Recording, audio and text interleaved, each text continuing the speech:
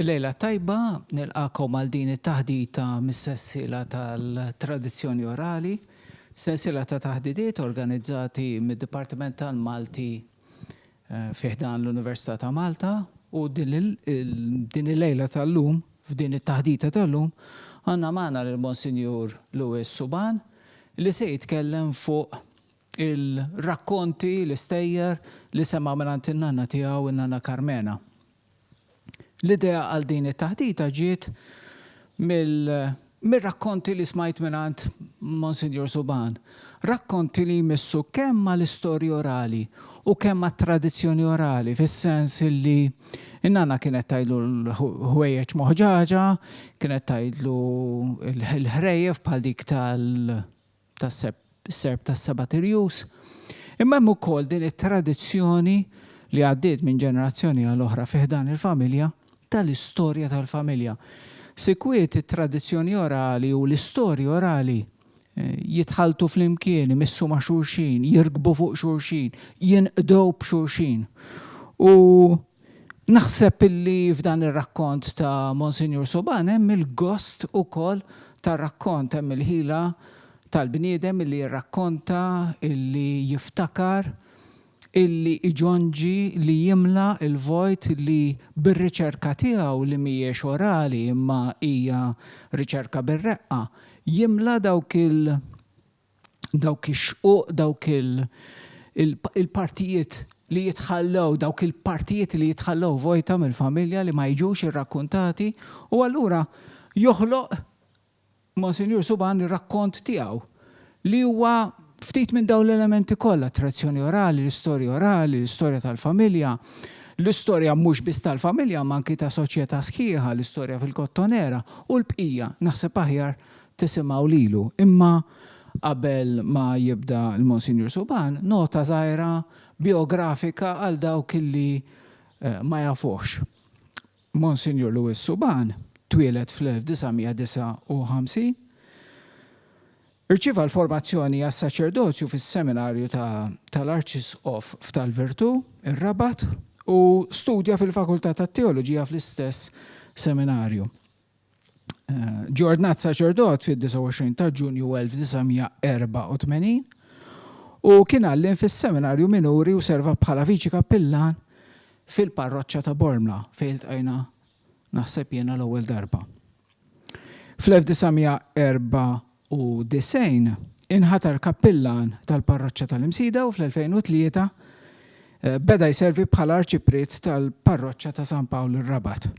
F'Awwissu tal-2020 tħabbar li l-Arċisqof Ċarles Scicluna ħatar lil Dun Lewis Suban bħala prepostu arċipret tal-parroċċja ta' Santa Elena f'Birkirkara.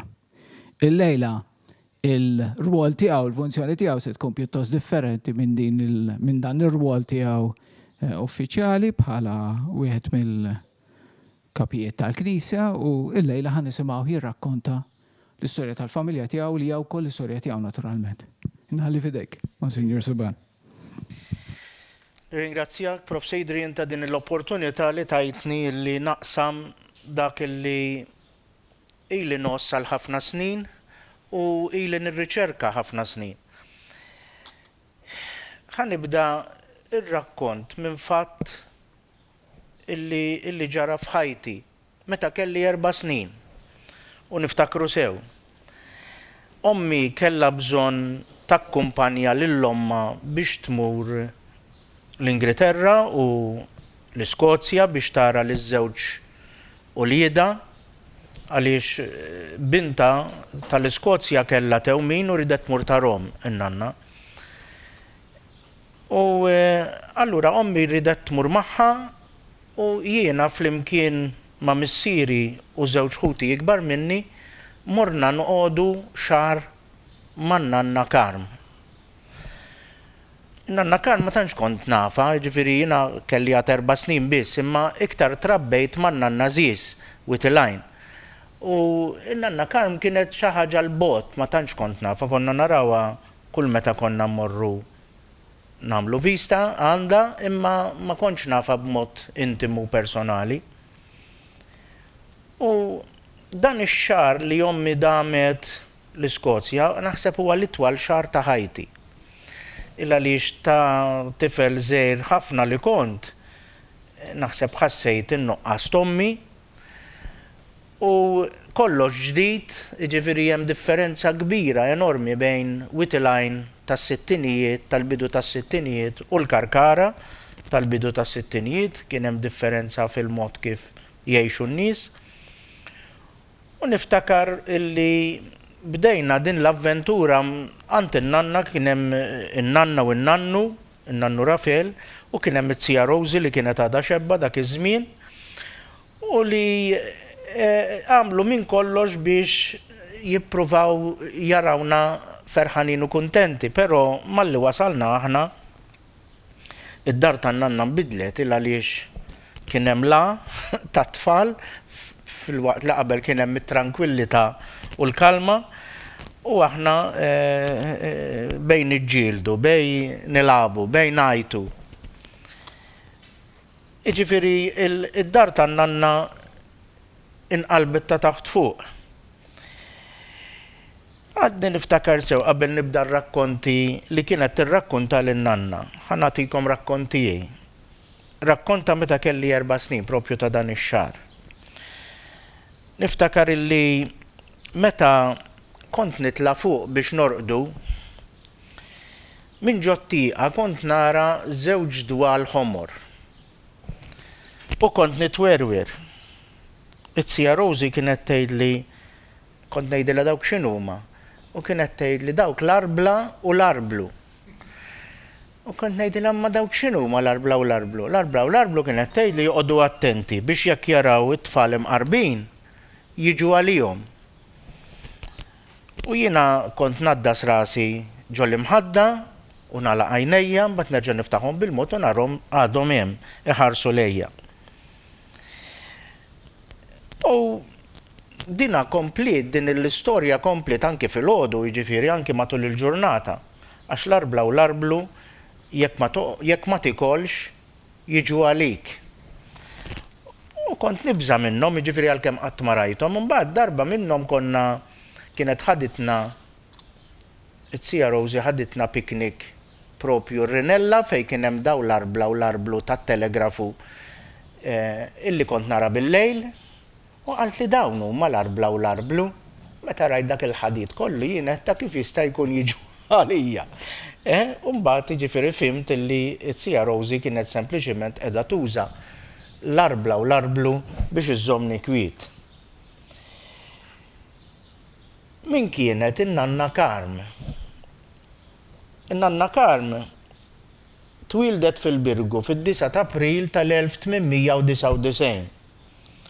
Missiera kien jismu Luigi bħali u kien kuljum mirabitur. U omma kien jisimha Karolina u kienet kuljum mirabitur ukoll.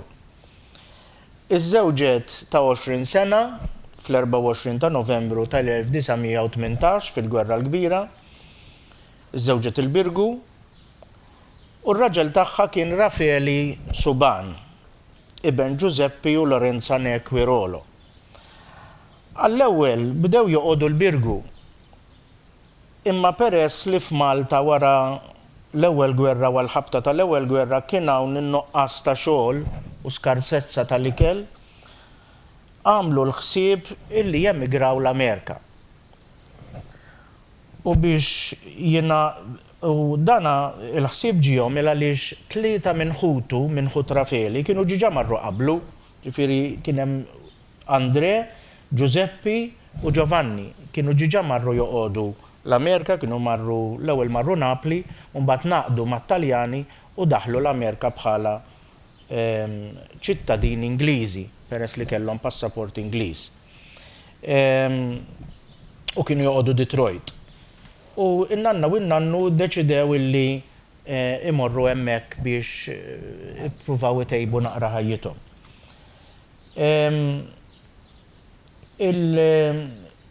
Għal xi raġuni m'għaddewx mill-eżami mediku u ma marrux, jiġifieri baqgħu hawn Malta.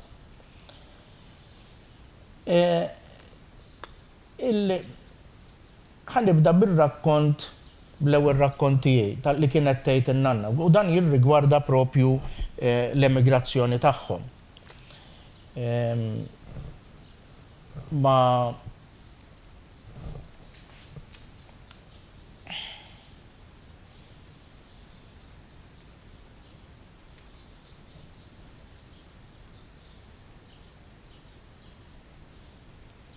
dawn ommi u missieri u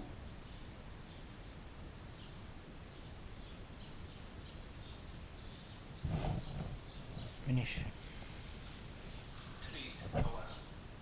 in-nannu u n-nanna. In-nannu u n-nanna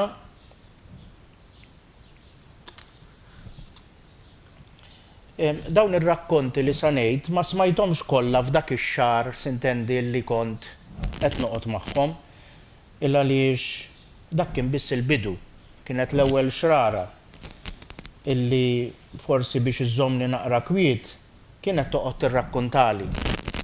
U għax jiena minni inkwizittiv u nistaqsi ħafna, allura iktar kienet tiftaħ u tgħidli affarijiet.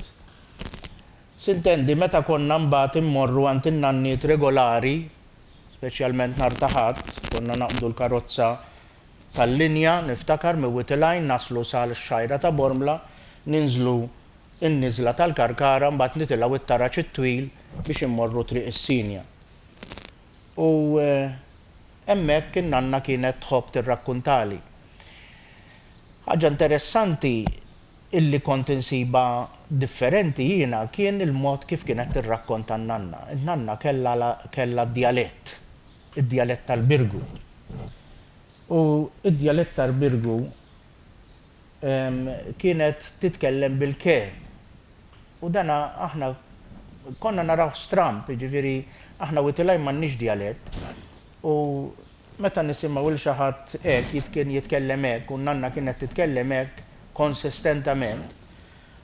U allura kont nara interessanti iktar, nipprova nara x'inhi tgħid.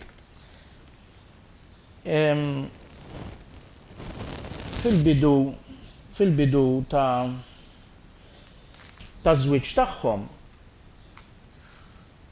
in-nanna u n-nannu marru joqogħdu ix-xatt tal-Karkara. Ġifieri l-ewwel kienu joqogħdu l-Birgu mbagħad kienu se jemigraw, u mbagħad meta iddeċidew li ma jemigrawx marru joqogħdu ix-xatt tal-Karkara.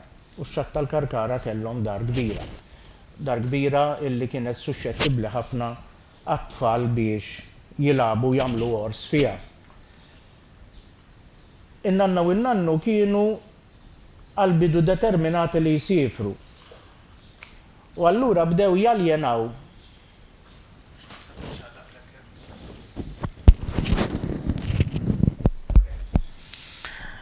kienu determinati li jsifru, allura bdew jaljenaw il-ftit oġġetti li kellhom, kienu għadhom jiżżewġu ma kellhom l-amara u kellhom xi affarijiet oħra.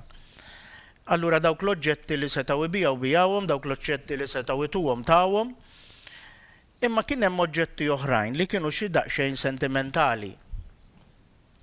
Bħal affarijiet illi in-nanna kienet wirtet mill-familja Mirabitur.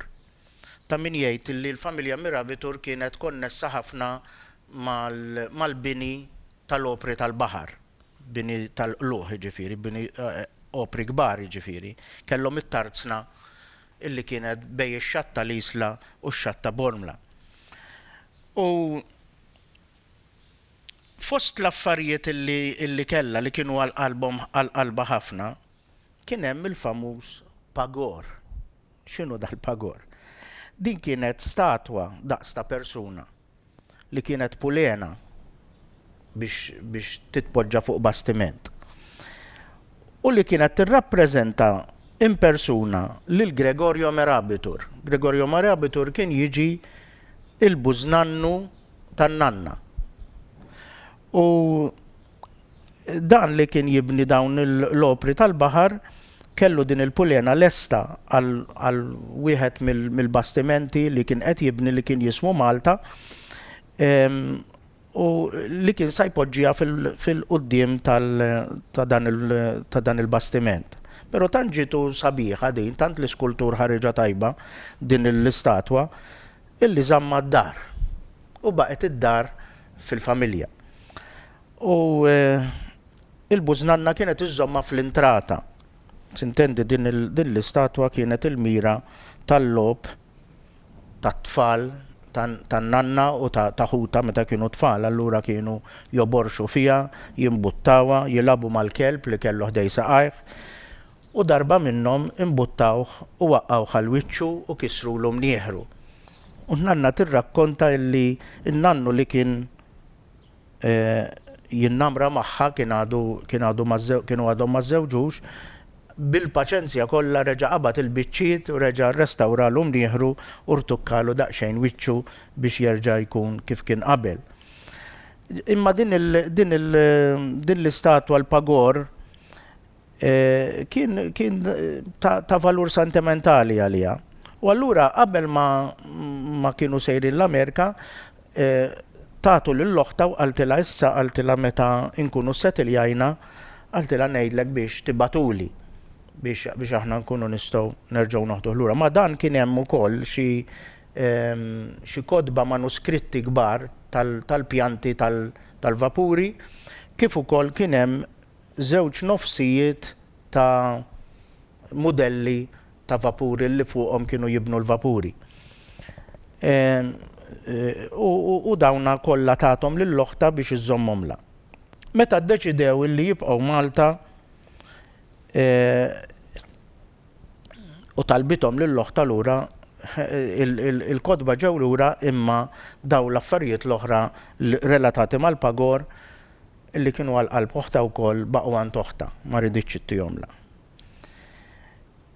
Jiena il-manuskritti qatt ma rajthom għax il-manuskritti wara t-tieni gwerra dinjija kienu silfuhom lil xi ħadd u dan ix-xi ħadd ukoll qatt ma reġa' ġabhom lura għalkemm talbuhomlu ħafna drabi u allura jiena qatt ma rajthom. Però l-pagor jiena rajtu għand il-kuġini tal-papa tiegħi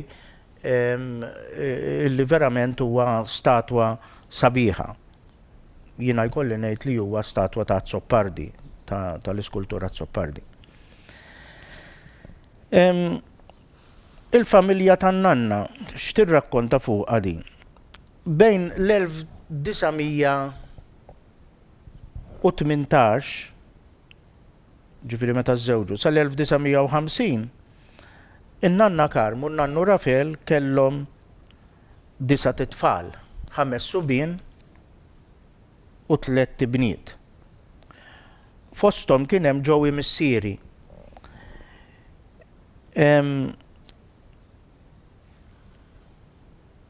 In-nanna kienet tirrakkonta kif din id-dar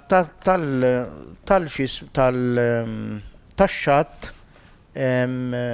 it-tfal tagħha peress li ma tantx kienet tħallihom joħorġu jilagħbu barra, kienu dejjem iduru ġo din id-dar, dejjem jippruvaw jivvintaw il-lob ġo din id-dar. Ħansemmi xi tliet sijiet illi kellhom l-istejjer tagħhom. In-nanna tirrakkonta Ziju Lori li mbagħad sar brother Ġiżwita ikkapparra armarju kbir minn dawk ta' ġol-ħajt. U fih rama knisja bl-artal u bil-gandlieri u bid-dettalji l-oħra kollha. Li dak iż-żmien kien passatempu ġugarel komuni ħafna fil-Kottonera. Missieru ġieli ħadimlu xi kalċi fuq it-torn tal-arloġġi, ġieli ħadimlu xi kalċi żgħir tar-ram. U dan tfadalli wkoll wieħed minnhom. Kien jagħmel sigħat jarma u iżarma u jgħid lil ħutu l-bniet biex jattendu għaċ-ċeremonji li kien jagħmel. Imma malli jaqbdu jitbissmu xi ftit, allura kien ikeċċihom il-barra għax kien ikun irid serjetà fil-knisja tiegħu. Dan l-armarju ma kienx jissakkar. Uħutu s-subien spiss kienu jiftħuh, igerfxulu kollox u jerġgħu jagħlqu, qisu ma ġara xejn. Malli Ziju Lori kien imur biex jerġa' jilgħab u jsib dik il-ħerba kollha, kien imur jibki għand ommu biex jugżhom u dlon kienet issejħilhom biex twiddibhom. L-iskuża tagħhom kienet dejjem: le mama, mhux aħna, imma daħlu l-Bolxeviki u għamlu ħerba mill-Knisja. Dak iż-żmien ir-Revoluzzjoni Russa kienet għadha friska u għalhekk huma kienu jinterpretaw l-istorja b'mod grafiku. It-Tija Ġemma illi jiena nafa missjonarja soru Franġiskana, kienet missjonarja l-Afrika u mbagħad marret il-Pakistan u mbagħad marret l-Awstralja, mbagħad spiċċat tgħallem fl-iskola tal-Franġiskani l-Imsida. Ġemma kienet waħda miż-żewġ bniet il-kbar. U Tija Ġemma kienet l-aktar waħda fuq ruħha minn daw it-tnejn. Għax it-Tija Mary kienet xi ftit timida. Tija Mary wkoll saret soru u kienet soru tal-klawsura mas-sorjiet tal-Bun Pastur.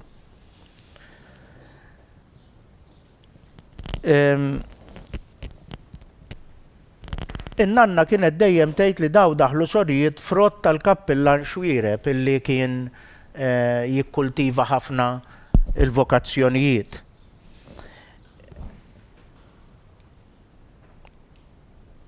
Oħra. Mhux da. Oħra. Iktar la. Di Ġemma.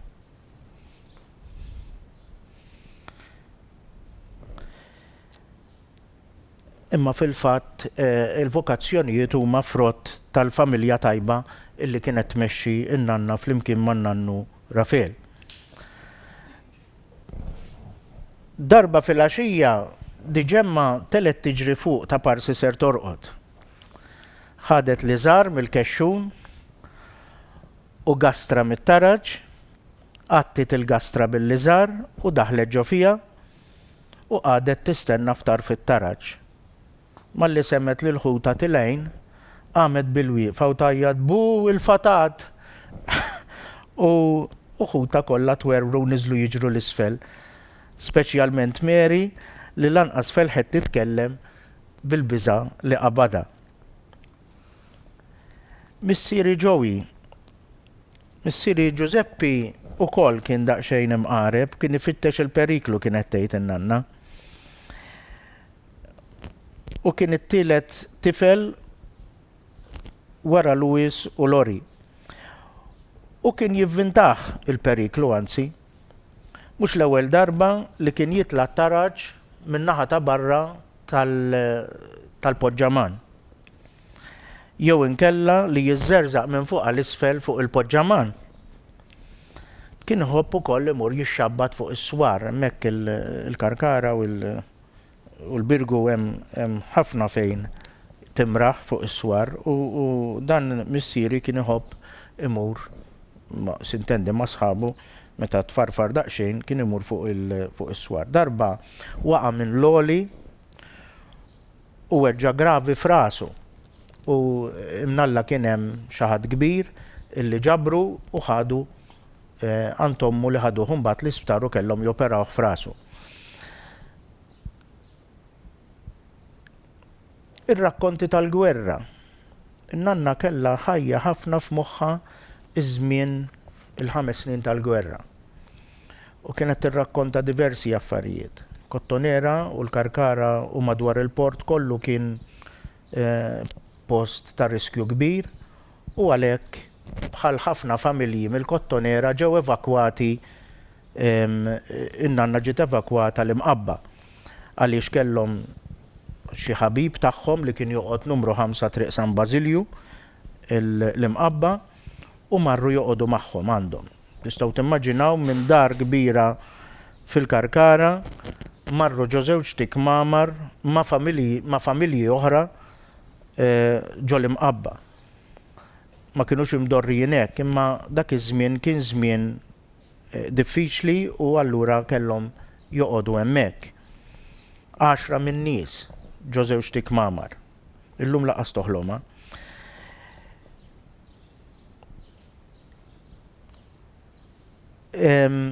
L-ambjent tal-imqabba sintendi kien differenti minn dak li kienu mdorrijin bih fil-kottonera.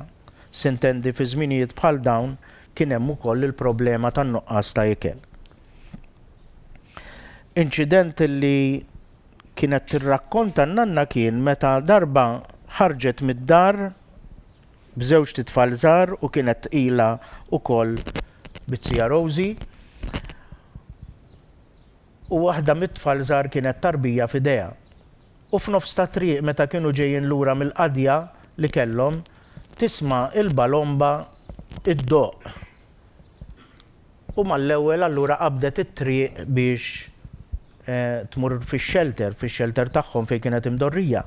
Imma lanqas laħqet waslet li ma bdewx niżlin isaffru il-bombi madwarhom kienet il-ġurnata li waqgħet il-Knisja tal-Imqabba.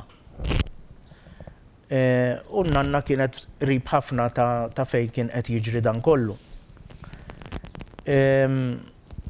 Duħħan u terrapin ma' kullimkien, paniku, għajjat, it-tfal imwerwrin, ma bdiċ tara fejn kienet miexja u f'daqqa waħda waqgħet ġo crater ta' bomba. Ġifieri bit-tfal u bil-qiegħed ilha u waqgħet ġo crater ta' bomba u ma bdiċ tara xejn minħabba it-trab li kien hemm. Minkejja li jgħajtu u t-tfal jibku ħadd ma semagħhom għaliex kulħadd kien mara x-shelter. U allura kellha tibqa' ġo din il-crater sakemm għadda r-rejt. Malli daq l-rejt past u bdiet tisma' n-nies ġejjin lejn il-pjazza biex jaraw x'ġara, bdiet tajjad biex jisimgħuha biex tiġbed l-attenzjoni. U malajr tellawhom minn ġol crater u tgħid konna qisna vopi fit-tqiq daqskemm waqa' trabijiet u affarijiet. Imma għal grazzja t'Alla konna kawwijin u sħaħ kif kienet tgħid. U ma ġralna xejn. Ħlief kata kbira fuqna.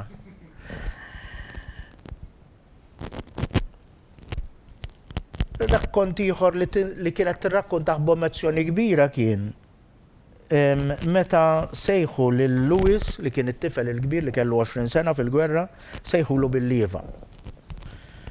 U dina kienet tidher li tkun emozjonata ħafna meta tirrakkonta. Fil-bidu tal-gwerra, Lewis kien il-kbir tagħha u kien għalaq l-20 sena u lieda qatt ma kienu ħarġu mid-dar fis-sens li għalkemm kien imur għax-xogħol fil-ħanut ta' missieru, imma dejjem kienu jirritornaw lura d-dar. Kien soċju tal-mużew, kien inkorpora fil-mużew ftit qabel fl-1940, fil-fatt kienu ġiġa qegħdin fil-Imqabba meta nkorpora fil-mużew.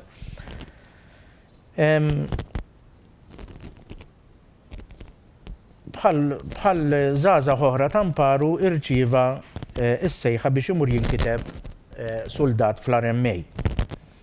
Għannanna dan kien inkwiet kbir li bina l-kbir kien ser ikun il-bot mill-familja f'dak iż-żmien daqshekk diffiċli u perikolus. U kien sa jkun propju fil-postijiet fejn kien hemm l-azzjoni tal-gwerra. Dan l-aħħar kombinazzjoni sibt id-dokumentazzjoni kollha ta' Zio Lewis fl-RMA, ġifieri il-sheets mediċi tiegħu u il-firem tiegħu u kollox, ġifieri sibt id-dokumentazzjoni kollha ta' dan il-perjodu bejn l-1941 u l-1945. Ġifieri tul il-gwerra kollha. Lewis kien ukoll soċju tal-mużew, rispettat ħafna l-mużew, tant li il-Mużew tal-Imqabba kienu batuli brochure li kienu ħarġu feluq il-50 sena mit-twaqqif tas-soċjetà fl-Imqabba. U kien hemm żewġ paragrafi fuqu li jiftakruh b'ħafna rispett, ġifieri mhux biss f'dak iż-żmien tal-gwerra kien soldat, imma kien ukoll batuh jgħallem il-qrendi, ġifieri li kien imur bir-rota mill-Imqabba sal-qrendi ma tantx hemm bot, imma xorta f'dak iż-żminijiet kien imur kuljum biex jgħallem il-qrendi wara li jispiċċa mis-servizz tax-xogħol meta kien ikun jista'. Dwar it-Tiju Lewis dejjem kelli ħafna mistoqsijiet u dejjem kont nammira ħafna għax jien imsemmi għalih. Nanna kienet tgħidli inti msemmi għal Lewis tiegħi. U mhux jien biss imsemmi għal Lewis tagħha, imma għandi xi żewġ kuġini oħra u t-sija mer meta daħlet klawsura ħadet l-isem ta' Lewis. Ġifieri il-memorja tiegħu dejjem żammejniha ħajja. Min dejjem kont nistaqsi għaliex miet daqshekk żgħir. Ġifieri da sentej wara l-gwerra miet ta' 27 sena. It-tweġiba tan-nanna dejjem kienet pronta bil-ktijiet tal-gwerra ruħi miet dak, bil-ktijiet tal-gwerra. Imbagħad marat u miet. In-nanna kienet dejjem twaħħal fil-perjodu li kien soldat. Ma kienitx lieva li kabduh biha. Imma skont il-medical sheet tiegħu kien b'saħħtu, ġifieri sakemm dam l-4 snin soldat dejjem kien b'saħħtu, ġifieri ir-rapporti tiegħu dejjem kienu ċari, ġifieri.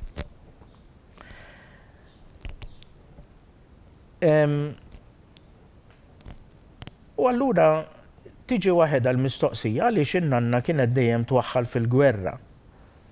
U mbagħad sib dan il-brochure illi batuli dawn is-soċi tal-mużew. U fih hemm miktub propju dan miet qasir il-omor għax marad bit-TB.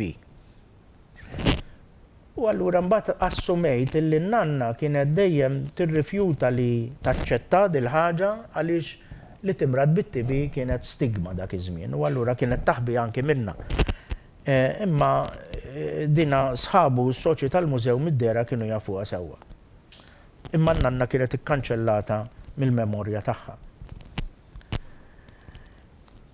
Ċertament l-aktar rakkonti li huma l-qalbi u li kont immur niġri nniżżilhom meta ma nasal id-dar kienu r-rakkonti dwar il-familja, speċjalment dwar l-ewwel suban illi ġie Malta. Minkejja li Andre kif kienet issejjaħlu miet fl-1874, ġifieri kwarta seklu qabel ma twildet hi, kellha ammirazzjoni kbira lejh u kienet taf ħafna fuqu.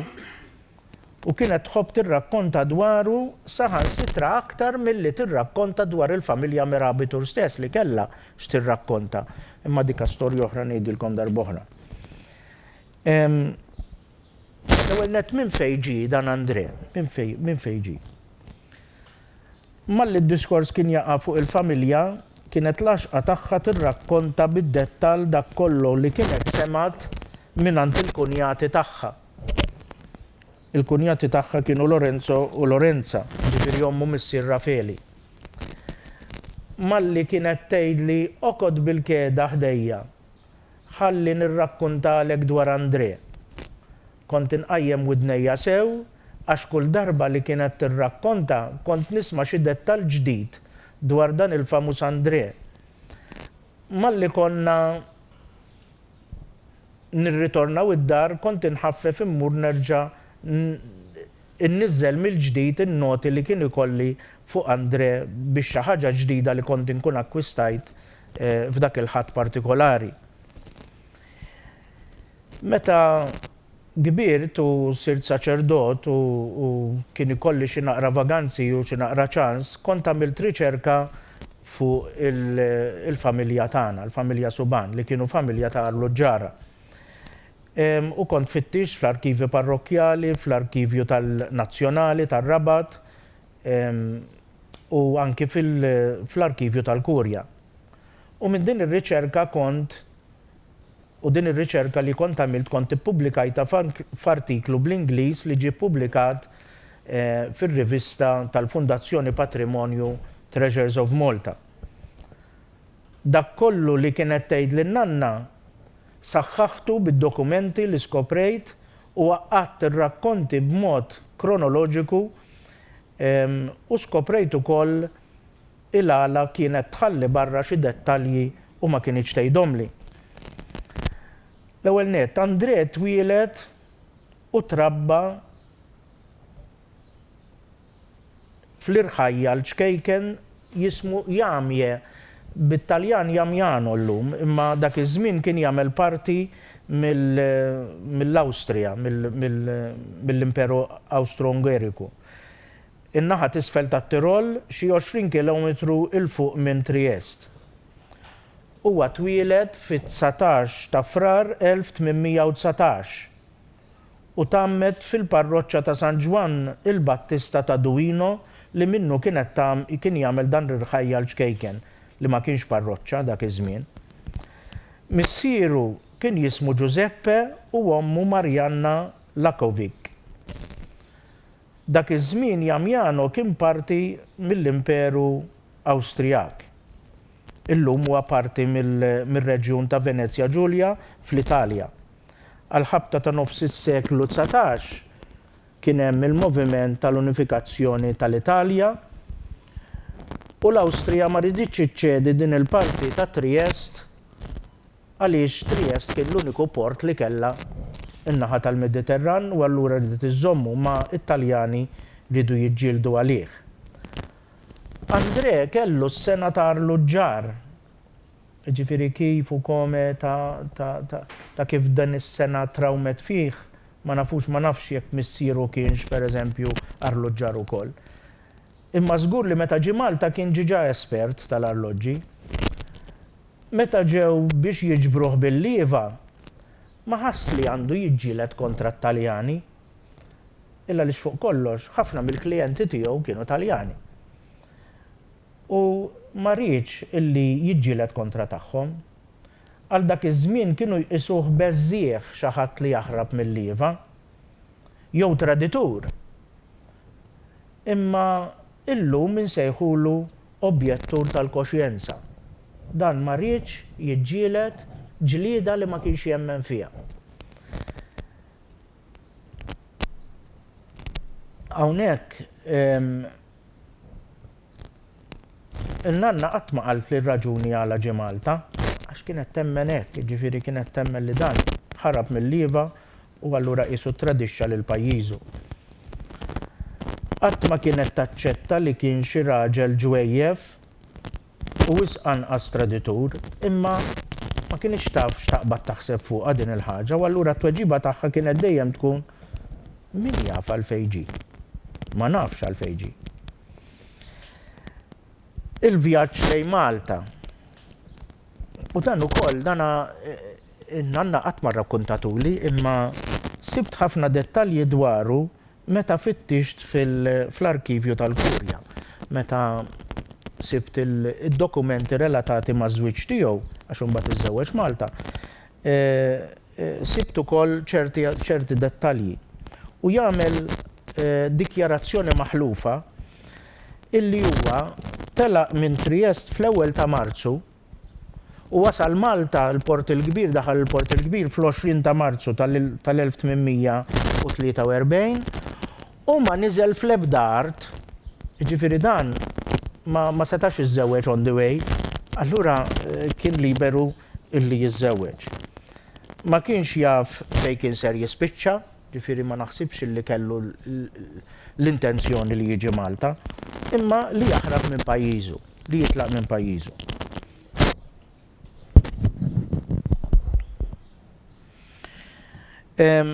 U fil-fatt daħal hawnhekk, daħal Malta. Matul il-vjaġġ mid-dera jekk ma kienx jafu qabel ma nafx, imma s'issa għadni ma sibx. Imma matul il-vjaġġ żgur li ltaqa' mal-papass il-ġdid tal-parroċċa tal-Madonna Damaxxena tal-Griegi tal-Belt li kien jismu Nikola Bidera. U l-uffiċċju tiegħu bdieħ propju fl-istess sena fl-1843, probabbilment li kien għadu ġej biex jieħu l-possess ta' din il-Knisja. Mir-riċerka tiegħi fl-Arkivju Nazzjonali sibt li fl-20 ta' Marzu tal-1843 fil-Port il-Kbir daħal bastiment wieħed biss. U li telaq minn Trieste, ġifieri żgur li kien fuqu. Però fil-lista tal-ekwipaġġ u fil-lista tal-passiġġieri insib isem André, imma mhux Suban, kien xi kuljum ieħor. Għandim niżel x'imkien ma nafx. Imma issa il-konklużjoni tiegħi kienet li dan daħal klandestin u daħal taħt isem fals. Andre daħal Malta u spiċċa il-Birgu, ġifieri dak iż-żmien ħafna mill-iżbarki kienu jsiru hemmhekk. Jiena naħseb ukoll il-papas laqqaw ma' familja Saliba mill-Birgu illi mill-ewwel donhom daħlu għalih biex jgħinuh, biex isibulu fejn joqgħod, biex isibulu xi jiekol. Lorenzo Saliba u martu Anna Marija li kienet xebba Spiteri u li kienet miż-Żebbu Ċawdex. U li kienu dawn joqogħdu l-Birgu u offrewlu Ken għalkemm ma kienx joqgħod magħhom, ġifieri ma kienx joqgħod id-dar magħhom, imma offrewlu Ken kellhom xi dar oħra u jew xi kamra u offrewlu fejn joqgħod. Andre ma damx man-namra ma' bintom Rosaria.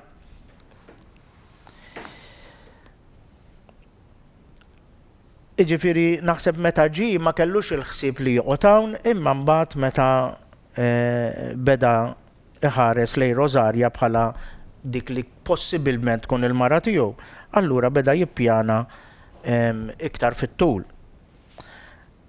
Meta ġie kellu 24 sena u forsi ħaseb li l-gwerra tgħaddi malajr. Imma ir-riġlejn imorru fejn tħabbat il-qalb ngħidu bil-Malti, ma damx ma daħal arus u beda jħejji ruħu għaż-żwieġ. Andre minnu kien ħabriki ħafna u minkejja li Malta kien hawn mal-140 arloġġar, għamilt lista ta' 140 arloġġar Malta dak iż-żmien. Kien hawn daqshekk domanda. Ma damx ma stabbilixxa ruħu fremissa fil-belt fis-Triq il-Merkanti, probabbilment anke din bil-ħila ta' Nikola Bidera, il-belt numru 215 li kienet tiġi kantuniera ma' Triq il-Ganċ, ġifieri kważi fuq San Ġwan. Post ċentrali ħafna ġifieri, u ma damx ma kiseb ċerta fama, issa jew għax il-Maltin dejjem kienu jitilfu għaqlhom wara l-barranin. Meta xi ħadd anki naraw anki fl-arti, ġifieri fil-pittura kienu jippreferu artist barrani minn artist Malti, alla volja l-artisti Maltin kienu tajbin, ma dan minkejja li ma kienx ilu hawn, imma kellu ħafna kummissjonijiet, ġifieri marru ħafna nies. Niftakru li dak iż-żmien l-arloġġi ma kienux ħobbs kulħadd, ġifieri mhux kulħadd kien ikollu arloġġ id-dar. Nies ta' ċertu portata kien ikollhom l-arloġġi u allura dawn kellhom il-kuntatti u minn daw il-kuntatti kienu jġibulu klijenti ġodda. Meta dan Andre mar quddiem l-Arċiprit tal-Birgu biex jgħidlu l-intenzjoni tiegħu li jiżżewweġ lir Rosaria, peress li Andre kien stranġier, il-kappillan għamel paslura u talbu għallu għandek bżonn dokumentazzjoni għallu tal-Mamudija kien ġiba miegħu u sibta anki l-ċertifikat oriġinali kien għamlu fl-1842. Ġifieri ftit qabel telaq mar jagħmel iċ-ċertifikat tal-Mamudija u ġabu miegħu, ġifieri daka ġibu miegħu. Però għaċ-ċertifikat tal-Istat Liberu dik kienet ħaġa oħra, ġifieri daka rrid jiktebu biex jibatulu dan iċ-ċertifikat minn pajjiżu. U la seta' jikteb u la seta' jmur illa li jekk kien maħrub ma setax jagħmel dan. U allura kienet diffikultà kbira lih. U hawnhekk reġa' daħal il-Papast Bidera u qallu mmurlek jien għalihom id-dokumenti li għandek bżonn. Sintendi dak iż-żmien l-ivvjaġġar ma kienx daqshekk faċli u sakemm mar u ġie għaddew ix-xhur. U dan Andre rrid jiżżewweġ għax issa beda jikber. L-unika tama li kellu kien propju li dan imurlu hemm Jano jagħmel konoxxenza tal-ġenituri tiegħu, imur għand il-kappillan u jgħidlu biex jagħmillu karta li dan sa fejn jafu qatt ma żżewweġ. U mar u ġabilu. Meta ġie lura il-papas, meta ġilura u Malta, wasal Malta, kien il-bidu tar-Randan. U l-Arċipriet, meta mar għallu damar Ferħan, għallu għawara ġibtilek il-karta li trid. L-Arċipriet għallu missa tistenna 40 ġurnata oħra ta' għallu għax fil-Randan ma nżewġux, illa li minħabba is-sawm ma namlux festi ta' tiġin, kienet għada jek sa' 63, 64, 65, ġiviri din id-drawa. U għallu ir-rabja mbagħad, Andrej ir-rabja. U għallu jekk mintix sa' żewġna, sammur noqgħod għand il-kunjatu. U dana il-kappellan kiteb ittra pulita lill-kanċillier tal-Purja u spjegalu s-sitwazzjoni kif inhi u għallu li dan ilu jistenna ħafna u allura ikkonċedilu li jiżżewweġ fil-Knisja Kattolika imma mhux fil-kolleġjata tal-Birgu imma li jiżżewweġ fl-oratorju ta' San Giuseppe u hekk sar fit-13 ta' Marzu 1849. Mela, bejn l-1850, ġifiri mindu żewweġ, sal-1959, Andrea u Rosaria kellhom 7 tfal. 5 tibniet u fl-aħħar tewmin subin. Il-bniet kien jisimhom Rosa, Marianna, Elena, Giuseppa u Giorgia. U t-tewmin kien jisimhom Giuseppi u Lorenzo. L-esperjenza tiegħu fix-xogħol tal-arloġġi għenitu biex jikseb fama u stabbilixxa ruħu ħafna fil-belt.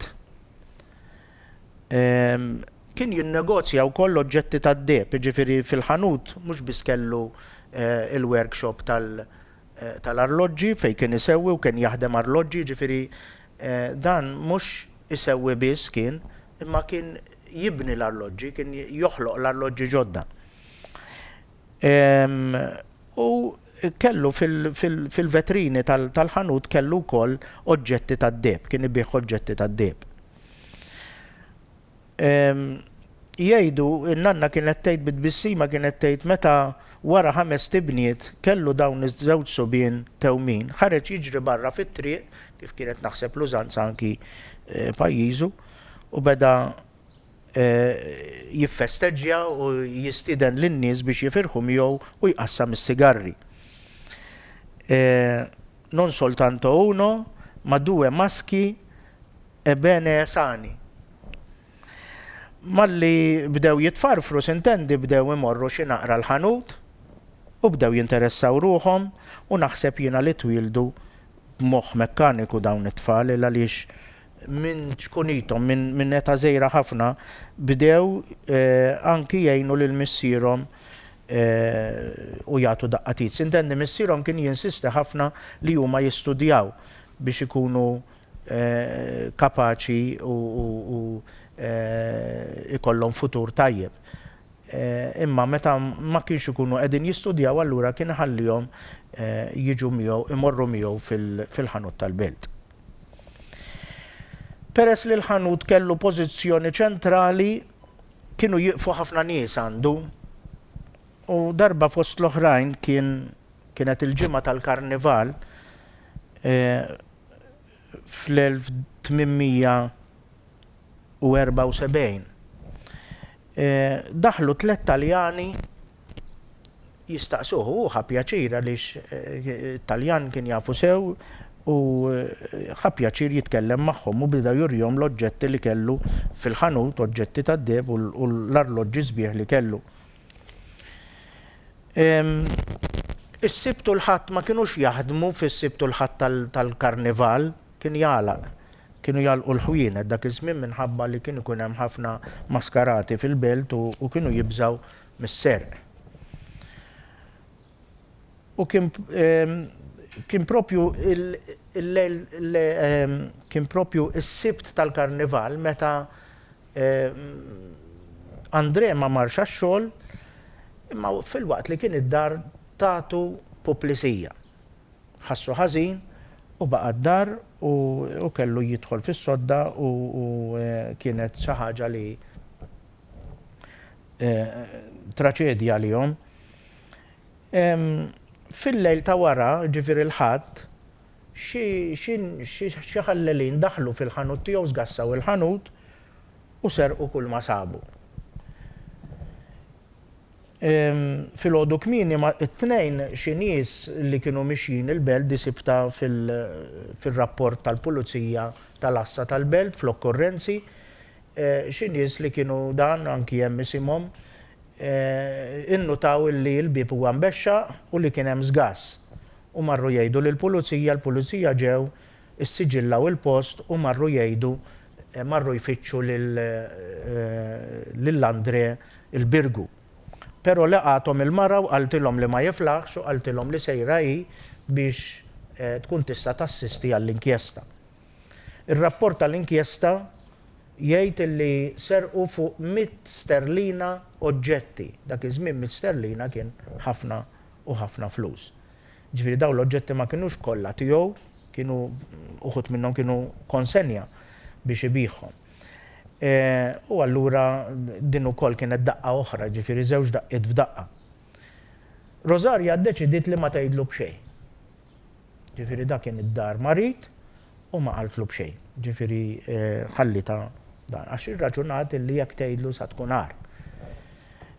U allura kienet qalet lin-nies biex min jiġi jaraħ ma jsemmi xejn dwar is-serqa. U kienet qiegħda tmuri qaltlu sa nibda mmur jien niftaħ il-ħanut sakemm terġa' tistejqer daqsxejn. U kienet tmuri tiftaħ il-ħanut flimkien maż-żewġ tewmien. Sema wkoll Nikola Bidera bis-serqa u sema illi sieħbu kien marit. U allura għamel il-ħsieb illi jaqbad il-lanċa u jmur il-Birgu biex jara lill-ħabib tiegħu. U kif daħal għallu mi dispjaċa, għallu amico mio, għallu tal-isfortuna, għallu issa, għallu mhux ħażin, għallu qed nistejqer daqsxejn. Għallu le, għallu mhux għal dik qed ngħidlek, għallu għas-serqa 15 wara miet. Ġifieri fl-14 ta' Lulju tal-1874 miet f'numru 5 triq l-Irlandiżi il-Birgu. Kellu 55 sena. U dik kienet l-istorja ta' dan ir-raġel l-ewwel suban f'Malta. Mal-mewt ta' missierhom ħallilhom ftit qabel ma miet kien rebaħ xedulu kuntratt minant il-gvernatur, minant l-armiral biex l-arloġġ li hemm fuq il-Vickling Yard il-Birgu, llum huwa l-Mużew Marittimu, hemm kampnar b'arloġġ fuq. Dak kien arloġġ li ġabuh minn Londra. L-arloġġ huwa antik, ġifieri minn għalija d-data oriġinali tal-arloġġ hija 1817. Huwa four-poster clock illi ġabuh biex jiffittjaw f'dan il-Vickling Yard, l-Ingliżi. U peress illi fil-pjazza tal-Birgu kien hemm ġiġa arloġġ, kien hemm l-arloġġ tat-torri, kien hemm it-torri f'nofs il-pjazza tal-Birgu li waqa' bil-gwerra. Imma n-naħa ta' Sant'Angelo fejn kien joqgħod l-armiral u n-naħa tal-Isla ma kienx hemm wiċċ in-naħa tal-Birgu ma kienx hemm arloġġ għax il-Knisja ma kellix arloġġ. Allura l-armiral ried illi dan l-arloġġ li kellu wiċċ wieħed jagħmlu fuq 3 uċuħ. U ħarġu l-offerti u kien rebħu André. Leħaq żarma l-arloġġ u kien żarmat fis-salott tagħhom id-dar tal-Birgu, ġifieri laħaq żarmah dan l-arloġġ, imma minħabba l-mart li kellu ma kienx jiflaħ jerġa' jarmah. U bdew jagħmlu xi ħaġa it-tewmien. U rnexxielhom mhux biss li jarmawh imma li jiddeliverjaw l-arloġġ fil-ħin skont il-kuntratt. U tħallsu tiegħu sintendi dik kienet naqra għajnuna biex iqumu daqsxejn mill-isfortuna li kienu waqgħu fiha. Din il-bravura tagħhom kellhom 15-il sena daw meta reġu ramawh u reġu għamlu dil-modifika. biex tagħmel din modifika rridu jaqtaw roti ġodda, ġifieri li jiffittjawhom fuq arloġġ antik li kienet iktar diffiċli milli tagħmel arloġġ ġdid. Ta' din il-bravura il-gvernatur Stawbinzi kien kitbilhom ittra ta' rikonoxximent u bagħti r-ringrazzjon tal-bravura tagħhom. Minn hawn il-qudiem qatt ma ħarsu lura bejniethom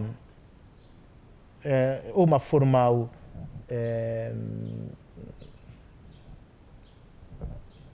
kumpanija bejniethom. L-ewwel kien jisimha Filji Suban skont ir-riklami li sibt fuq diversi gazzetti, imbagħad semmewha Brothers Suban. U bejniethom għamlu diversi arloġġi kbar għall-knejjes u għall-postijiet pubbliċi. Għamlu ta' San Bastian ħal-Qormi, tal-Knisja l-Qadima, tal-Qala Għawdex, il-Ħamrun id-Dar ta' San Ġusepp, ħalsaf il-Parroċċa u Marsa Xlok, dawn huma mill-arloġġi kbar. Mbagħad hemm diversi arloġġi oħrajn, anki arloġġi partikolari, pereżempju jiena għandi wieħed li kien fl-irkant tal-Prim Ministru Giorgio Borg Olivier u li kien iffirmat Suban.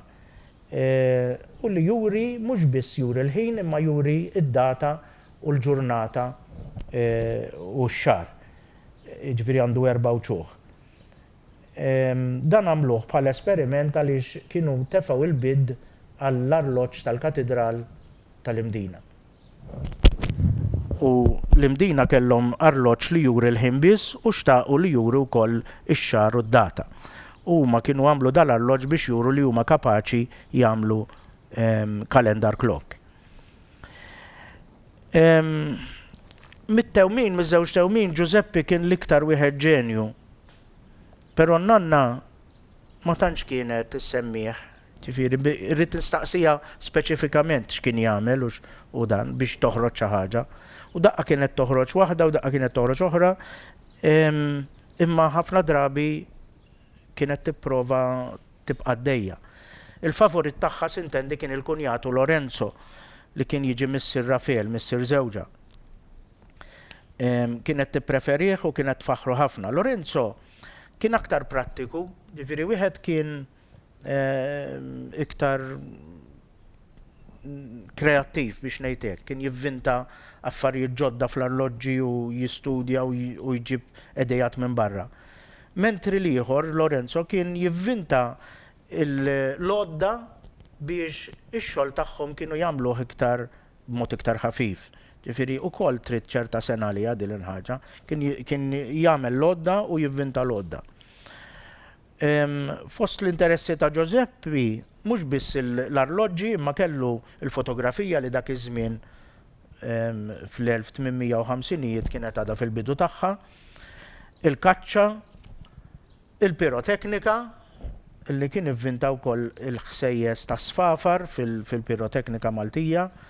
Sintendi l-Birgu kienet waħda mill-pionieri wara ħal-Qormi.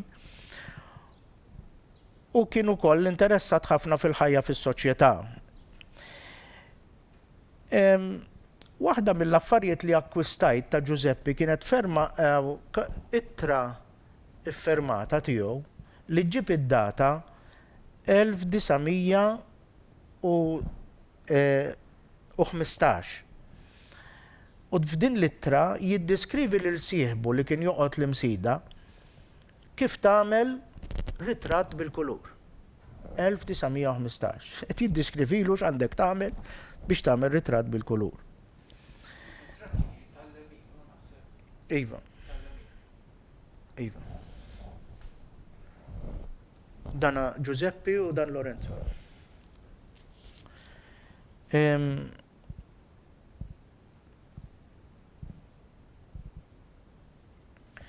Lorenzo iżżewweġ lil Lorenza Quirolo mill-Birgu stess u kellhom familja mdaqsa b'7 ulied, 2 tibniet u 5 subien. Filwaqt li Giuseppe innamra ma' mara miż-żewġa u hawnhekk kien ir-raġuni għala kienet tipprova taqbeż id-diskors fuq Giuseppe. U fil-fatt beda jgħix magħha sakemm ir-raġel tagħha miet. U mbagħad meta miet ir-raġel tagħha żewwiġa u marru joqogħdu ħaż-żabbar.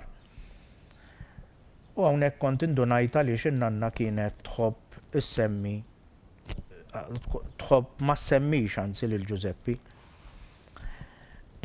Xi rakkonti oħra. Jiġifieri barra dawn ir-rakkonti fuq il-familja u hemm oħrajn illi biex ma ntawwalx ma semmejthomx. In-nanna kienet tirrakkonta wkoll xi ħrejjef illi naħseb jiena talmithom meta kienet żgħira jew l-iskola. Tip ta' skola ma nafx tip ta' skola kellhom dak iż-żmien, jiġifieri da qed nitkellmu fil-bidu tas-seklu 20.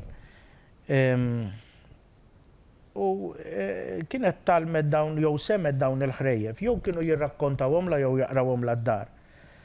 Imma pereżempju kienet tgħidilna u kienet iġġebbida ħafna u anki żżidilhom kienet il-ħrafa tas-seba' tronġiet mewwija.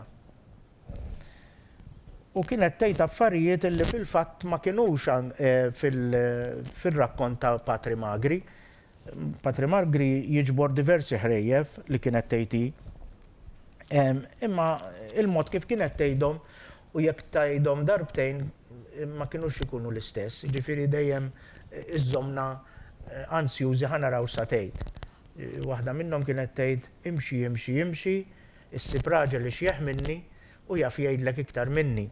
Waħda minn ta' seba' tronġiet mewwija di. U fil-fatt fil-oriġinali hija differenti id-diġitura.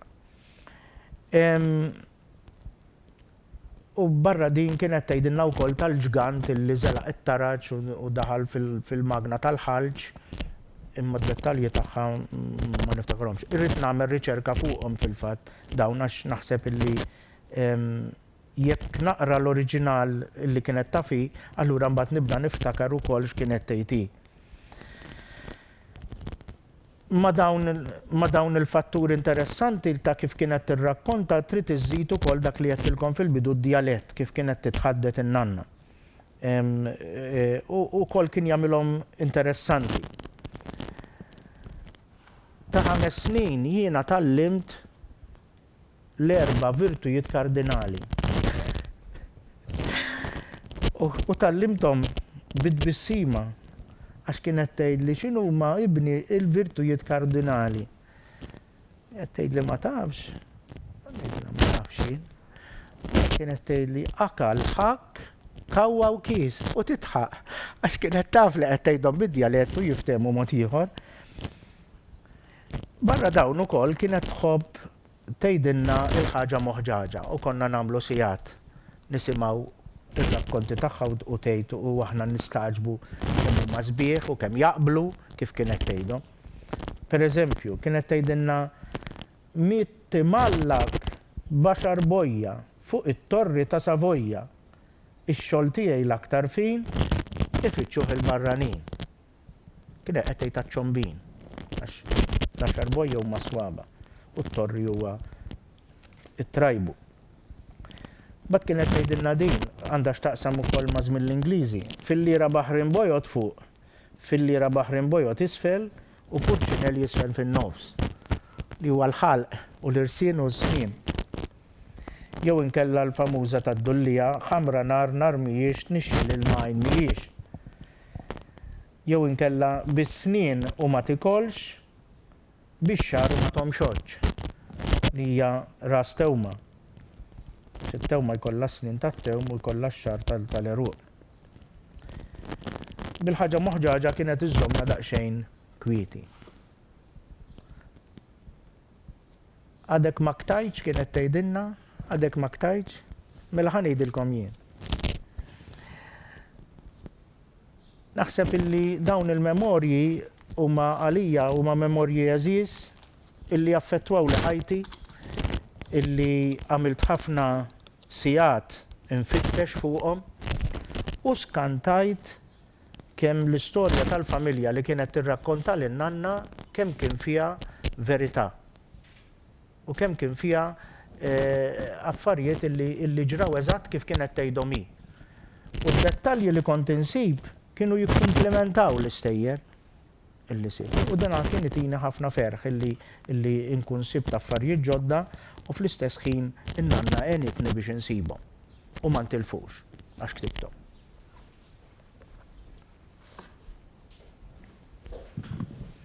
Issa hawnhekk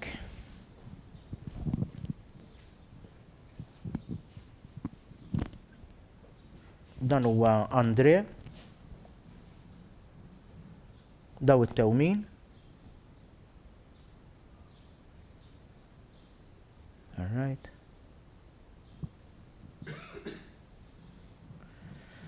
Issa dan huwa wieħed mir-ritratti interessanti, wieħed mir-ritratti ta' Giuseppi. Tant huwa ċar dar-ritratt illi tara t-trab fuq il-bradella.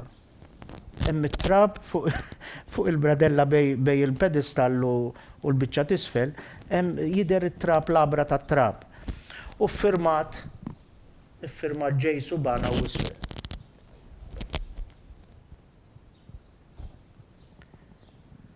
Dawn huma il-passaporti tan-nanna u n-nannu, hemm in-nannu u n-nanna u bil-bej bil-wis f'idejha kif kienu sejrin l-Amerika qabel ma marru l-Amerika. Dan sibtu fl-Arkivju Nazzjonali. Dan ir-ritratt ma kenniex fil-familja fil-fatt daw iż-żewġ ritratti.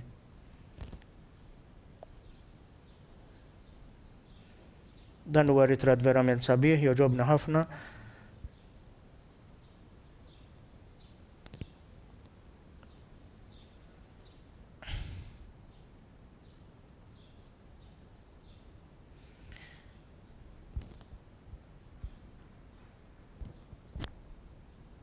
Issa, dawn huma xi wħud mill-ritratti li kien jieħu Giuseppe firmati, Giuseppe Suban, Joseph Suban, amateur photographer. Imma ma kienx daqshekk amateur għax ir-ritratti li kien jieħu kienu ta' ċertu portata. Dawn ir-ritratti huma doppi mhux għal-raġuni il għaliex dawna kien ikun hemm viewer tat-3D. Kienu jpoġġuhom ġo viewer, tares lejhom u inti tarhom dawn ir-ritratti tarhom bi-3D. U dawn għamilhom għalhekk jiġifieri. Issa dawn it-tlieta daw it-tliet ritratti tal-viewers daw tajhom li xi ħadd meta kont diaknu l-Birgu u qalli daw ħarġu minn taħt it-terrapien. Probabbli ħarġu minn taħt it-terrapien meta waqa' l-ħanut tal-arloġġi fl-attakk tal-Irrastrias fis-16 ta' Jannar ta' 42. U kien waqa' l-ħanut kollu baqa' standing biss ħajt wieħed li miegħu kien hemm imdendel l-arloġġ regolatur. U n-nanna tirrakkonta illi n-nannu mit-tarzna kien mar il-Birgu biex jara x'ġara u sab li l-ħanut waqalu. Kien waqgħu tilfu kollox, tilfu t-torn u tilfu il-makkinarju kollu. U għalla l-nanna għalla kien hemm ir-regolatur imdendel mal-ħajt, għalla u s-sejf kien qiegħed taħtu. Għallu mela għax ma ġibtux il-xismu, għax ma qabbaċ il-ċaħat biex iġibunna hawnhekk l-imqabba. Alla ma tarax li mussa nisraq minn fuq il-borġ biex jarrestawni. La da jmorru għalih u ma sabuħx. Sittenti. Ġifiri, n-nanna kienet iktar prattika kultant minn nannu. Qabel ma ngħaddi għal-liħor dan ir-ritratt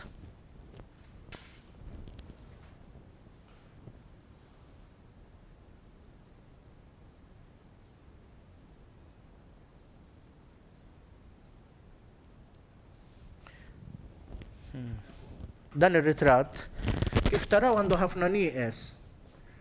U rnexxieli nirrestawrah, nirrestawra dan ir-ritratt, ħadd in-nieqes li it-tajjeb li għandu dan.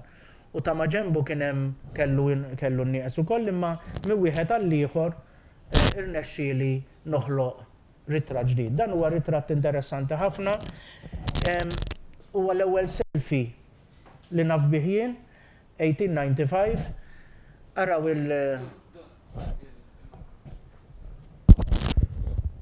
Araw il-lazz li bih kien qed jieħu r-ritratt, irranġhom b'mod artistiku ħafna u anki rawh dilettanti tal-kaċċa qalu li interessanti anki l-opri li għandhom f'idejhom tal-kaċċa, anki it-terriħa li għandu dan għalli hija ta' nies sta bene għalli biex għandu dik it-tip ta' ġifieri hemm studju tajjeb fuqhom dawn kollha kienu l-ħbib tiegħu. Kif qedtilkom Giuseppe kien daqsxejn happy go lucky, daqsxejn libertin. Nirringrazzjakom tal-paċenzja li ħadtu tisimgħuni, nispera illi tapprezzaw u jagħmilli kuraġġ biex inkompli nfittex. Grazzi. Proset tas-sew tar-riċerka u anke ta' daw il-memorji sbieħ li qsamt magħna. Issa nagħha ftit ħin għad-diskussjoni jekk hawn xi ħadd jixtieq jgħaddi xi kummenti jew jistaqsi kemm jagħmel sinjal u jkun jista' jitkellem.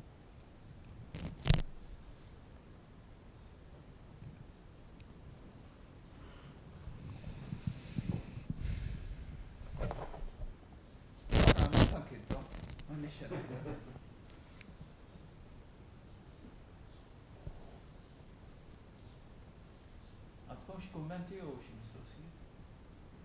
Għax ovvjament hemm ukoll dawk li qegħdin isegwu fuq il-computer. 1895. 1895 ċirka. Għax jidher għadu naqra żgħir hemmhekk.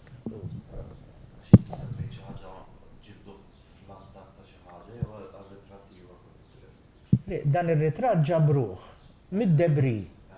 Mid-debri, ġifieri kien ġiġa qiegħed hemm u kien qiegħed il-ħanut u waqa' l-ħanut fuqu għalhekk qiegħed f'dan l-istat. Kważi 50 sena wara. Żgur kważi 50 sena wara qed nitkellmu hawn. L-attakk Tal-Illustrija, 1942. 1942, 50 sena wara ġabruh.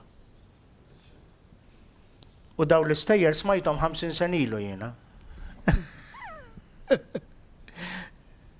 Li mhux ħafna narhom. Għandna mistoqsija, Steve Borch. Yes.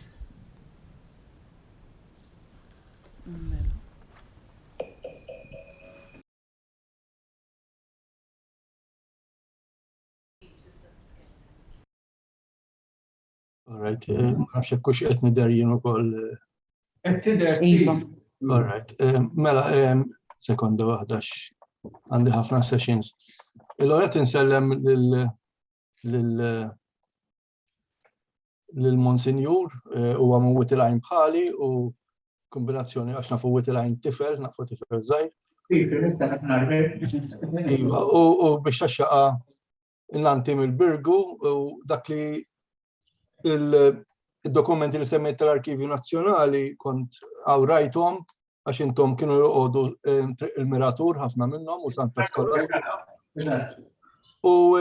Però Hook Raymond kien ħabib kbir tiegħi meta inti kont il-ħadd kappellan u arċipriet. Hook kien joqgħod Witilgħajn u kien ħabib kbir tiegħi u min jaf kemm xrobna fil-għaxija u tkellimna. Il-mistoqsija Andrea jidhirli fuq il-post li semmejt inti, il-kuljum tagħkom intom Sloveni nimmaġina fis-sens li Serbu Kroat. Imma kienu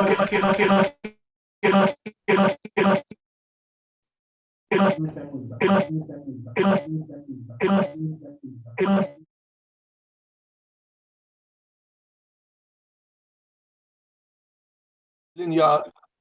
Iva, qed tistema tajjeb issa. All right, jina tajjeb hekk jew.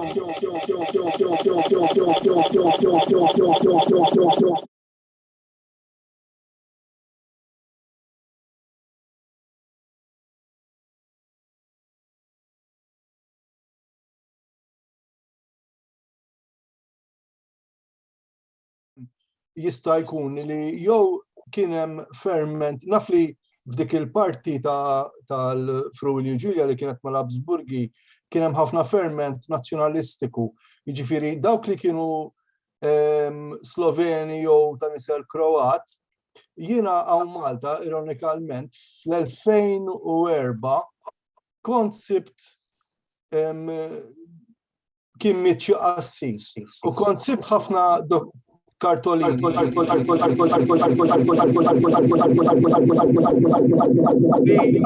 Hello?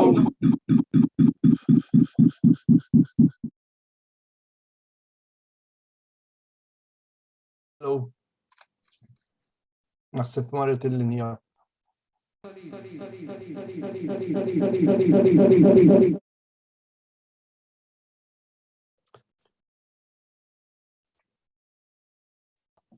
Marret il-linja naħseb jiena. Jienet nisimek Steve. Tismani Steve? Qed nisimek issa. Ġifieri għatem kuntatt, pero ma nafxu x'jienu inti. Li qed jirbombja leħni u ma rridx indejjaq lil min qed jismana. Però li kont qed ngħid kont sib xebba dokumenti li kienu kartolini u kienu bil-Sloven. U fl-2005 kont mistieden mill-Gvern Sloven u preżentajthom lill-Gvern Sloven qegħdin fl-arkivju tal-Ljubljana Nazzjonali. U kont mistieden f'Kongress Dinji. Issa biex ta' xogħol hija li jista' jkun jekk inti tmur l-ewwel hemm ferment kbir, għad hemm il-ferment kbir sal-lum bejn l-Italja u s-Slovenja minħabba dawk il-partijiet li kienu Sloveni u llum qegħdin fil-Friuli Ġulja. Jiġifieri li qed nipprova ngħid huwa jista' jkun li għaliex telaq minn hemm jista' jkun li peress li kien bniedem ta' skola kellu xi ħsibijiet li jkunu jmorru oltre mill-Habsburgjani. U dabbar rasu biex ma jkunx jiġi arrestat mill-forzi Habsburgjani. Il-belt ta' Trieste li kif tafu 1954 kienet fidejn il-ġnus Magħquda ma kienx parti mill-Italja. Sal-lum is-Sloveni iħossuha li hija belt mitlufa li kien għandhom. Jiġifieri naħseb li l-Andrea ta' min il-fatt li ġie hawn Malta ta' min jara dak il-kuntest biex forsi jiskopri għaliex telaq minn hemm għax jiena nemmen li jista' jkun dak il-każ.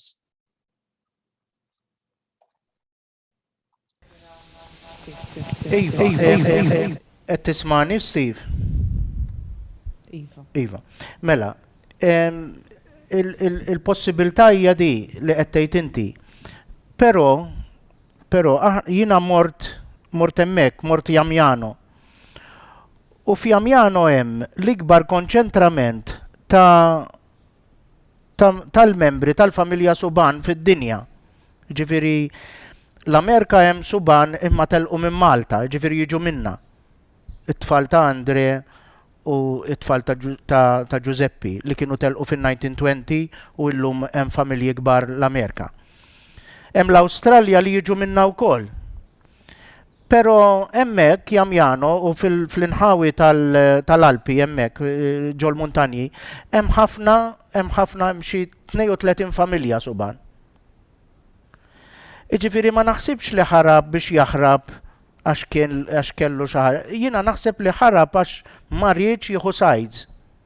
Għax il-mister tiegħu l-ewwel nett ma kienx bżonn jus fil-gwerra. Ġifieri li tkun arloġġar fil-gwerra ma jfisser xejn. Ġifieri u fil-paċi jrid ikun arloġġar biex għax in-nies dan l-arloġġ kien oġġett ta' lussu.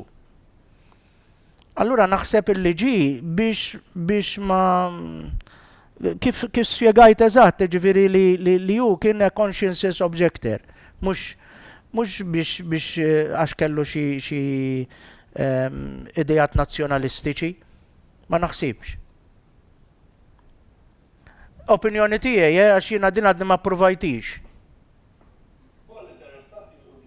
Ngħidha li mill-applikazzjoni tal-passaporti tal-familja tagħkom li marru l-Istati Uniti wis probabbli li marru jaħdmu ma' Ford għaliex kienu electrical fitters U il-vehicle industry jriduhom l-Istati Uniti kienu kollha bravi fis-sens li kienu kollha literate u kienu tekniċi. Il-ħaddiema, iva. Iva, veru. Ipprovajta di. U int qajt ukoll. Int qajt ukoll ma' discendenti tagħhom illi konfermaw li dak illi konna ġiġa nafu minn fuq l-internet.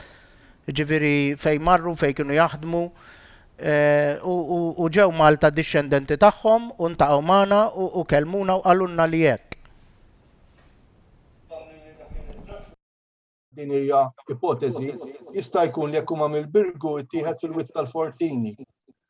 Għaliex ma stajtx inti taqbad u tmur tikkaċċja fejn rid int, kulħadd kien ikollu r-ruqa tiegħu. Imma ma nafx, ġifieri dik hija ipotezi jekk huma kollha mill-Birgu sħabu li qegħdin bis-sniter tal-kaċċa. Witt tal-Fortini hemm ħarrub, għax ġo ħarruba qegħdin. Ġifieri witt tal-Fortini żebbuġ hemm. Din ma ħarruba xi zokk li hemm wieħed iserraħ saqaj fuq u ta' ħarruba. Nawguralek Lewis u qed nagħmel pjaċir li inti tal-inqas għamilt riċerka fuq il-familja tagħkom ta' fuq il-bidu tagħha f'Malta u li tajtu kontribut mhux biss minnaħa tal-Allur Ġar imma anke tal-fotografija bikrija Maltija. Grazzi.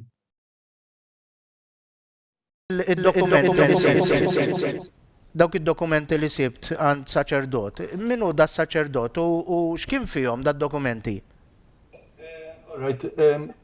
Id-dokumenti ma kellhom xejn x'jaqsmu ma' Malta, għax kieku kienu jibqgħu fl-Arkivji Nazzjonali ta' Malta, ma' dokumenti kienu kartolini li kienu interessanti ħafna għaliex pereżempju kien hemm postijiet li meta nkitbu isu xi 1880 jibdew minn dak il-perjodu kienu kartolini stampati f'partijiet artijiet Habsburgi li llum huwa parti mill-Italja u pereżempju Ljubljana kien jisimha Laibach dak iż-żmien u Trieste Tirst. U għalihom kien interessanti għall-Arkivju Nazzjonali ta' Slovenja għaliex kienu miktubin bis-Sloven fi żmien meta s-Sloven ma kienx lingwa aċċettata. U jaħsbu li kienu intellettwali, issa dana biex inkun qed kollox l-ipotezi kien li kien ħarab xi qassis fil-gwerra tal-Balkani u ġab il-materjal tiegħu Malta miet, batlu d-dar u jiena biex għattom kelli nara eluf ta' kartolini għax ħaltu kollox ir-regettiera u rġajt għamiltom f'kollezzjoni. Li kien interessum kien li kienu kartolini li juru ħafna paeżini fart Habsburgjana jew parti lilhom fl-Italja, kollha miktubin bis-Sloven u jaħsbu li kienu intellettwali Sloveni li kienu jiktbu lil xulxin bis-Sloven. Il-kartolini kienu jkunu stampati bil-Ġermaniż naturalment il-kliem. Imma il-kitba kollha bis-Sloven u dik għalihom ħaduha ċertu importanza. Ara jien kont mistieden anke kelli invit mill-Ministru tal-Kultura Simonic ta' Slovenja jiġifieri. Kienet anki batu fotografer meta għamilt lotja kienet għalihom xi ħaġa importanti kienet insomma. Imma ma kienx identifikat is-sors min kien u ma kienx hemm rabta ta' Malta per se.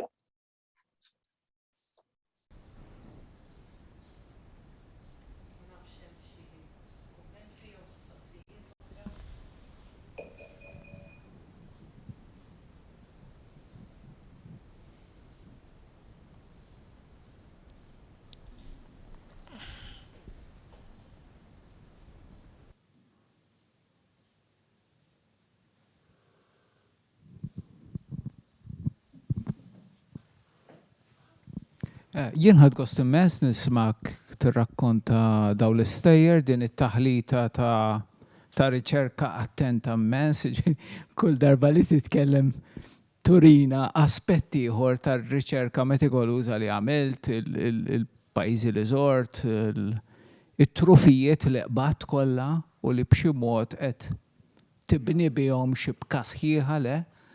Ovvjament għandek il-vantaġġ li qed tirrakkonta l-istorja ta' familja li għandha sors wieħed u allura mhux daqshekk diffiċli naħseb li taqbad tibni din ix-xibka, ma fl-istess ħin kull min jagħmel ir-riċerka hawnhekk għadu kemm tkellem Steve li jaf sew x'qed ngħidu, jaf kemm daw il-ħafna dettalji li inti li inti tajtna ifissru sigħat twal ġranet twal ta' xogħol u kemm tqatta' ħin tfittex u ma ssibx biex forsi mbagħad wara ġranet sħaħ tisib xi ħaġa s-suban, għandi suban, sib xi ħaġa fuq suban, jiġi minni żgur ġibili.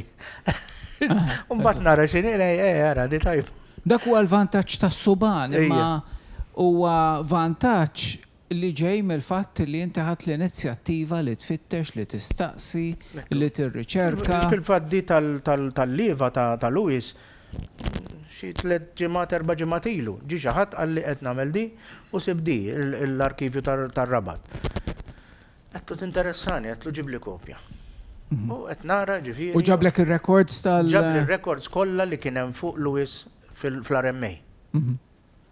Naħseb aspett ikun interessanti ħafna mbagħad tar-riċerka li qed tagħmel għalina li naħdmu fuq it-tradizzjoni orali. Ikun kieku dak ix-xogħol li inti semmejt fit-tieni parti tat-taħdita tiegħek meta kont qed titkellem fuq l-istejjer ta' sħarijiet u Dik qatt m'għamilt riċerka fuqhom inti ħajjartni, jiġifieri issa qed naħseb fuqha ġifieri. U l-ħaġa moħġaġa u hemmhekk naħseb illi bit-tip ta' metikolożità, bit-tip ta' reqqa li għandek naħseb illi tista' tagħtina kontribut importanti speċi bħala proġett. U anki l-frażijiet, anki d-dialett, kollox għalina kollox kien interessanti. U naħseb it-taħdita tiegħek bħal uħud mit-taħdidiet l-oħrajn li kellna f'dawn il-7 snin, le? Ilkom 7 snin? Mill-2016, ġifieri hemmu din hija 7 sena. Bħal uħud mill-aħjar taħdidiet li kellna, it-taħdita tiegħek hija xhieda ta' kemm ma tistax tifret dak li tiret bil-fom minn dak li tfittex bil-kelba, bil-kidba, minn dak li tikteb bil-kidba. Ġifieri dejjem hemm din ir-relazzjoni dinamika bejn il-kelma mitkelma u l-kelma miktuba. Anki pereżempju il-fatt interessanti li semmejt inti li eżatt wara li kienet tirrakkontalek avolja kont żgħir ħafna. Kont mur tiġri tikteb dak li kienet tirrakkontalek. Kelli pitazz u dejjem inżid. U baqa' għandek nassumi? Dal-pitazz le, għax dejjem inqatta u naqta u nagħmel. U taġġorna? Dejjem naġġorna. Għandi xi aġġornamenti antiki imma mhux l-ewwel wieħed le. Imma dejjem ġemmajthom daw, speċi ma tlif ċejmel. Le, dejjem inżid fuqhom. Dejjem inżid. Pereżempju issa sibt kelli problema għalfejn u għada di, ġifieri għad irrid nirriċerka sewwa. Għalfejn il-funeral ta' Andre sar il-Birgu, ġifieri l-Quddisa saret il-Birgu. Dak iż-żmien anomalija li id-difna mbagħad issir il-qrendi ta' dan ir-raġel barrani. Issa l-bieraħ qed nagħmel dan, qed nerġa' nibbraxxa dan u qed ħanara daqsxejn kelli fotokopi tar-reġistru tal-mewt tal-qrendi fejn daħlu din id-difna biss kienet għax il-Quddisa saret irreġistrat b'żewġ postijiet. U fil-marġin qatt ma kont innotajta